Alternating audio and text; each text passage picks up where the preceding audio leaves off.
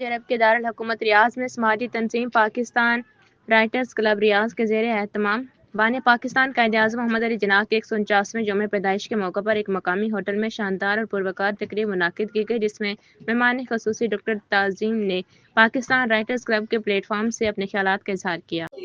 Thank you زبیر بلوچ صاحب۔ آج کا دن قائد اعظم کی یوم پیدائش کے حوالے سے پاکستان رائٹرز گروپ یہاں پر ایک تقریب کا انعقاد کیا گیا ہے،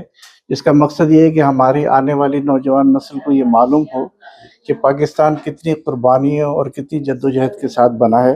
اس میں قائد اعظم محمد علی جناح کی کتنی کاوشیں اور ان کے ساتھ جو گروپ تھے وہ لوگ کتنی محنتوں کے بعد انہوں نے ایک آزاد ملک پاکستان ہمارے مسلمانوں کے لیے جو ہے نا وہ قائم کیا،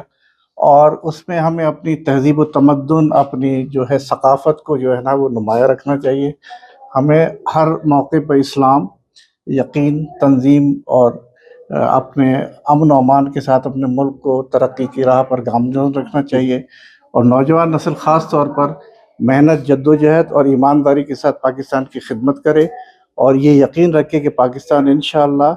قائم و دائم رہے گا اور پاکستان ترقی کرے گا اور مسلسل ترقی کر رہا ہے۔ پاکستان زندہ باد، پاکستان پائندہ باد۔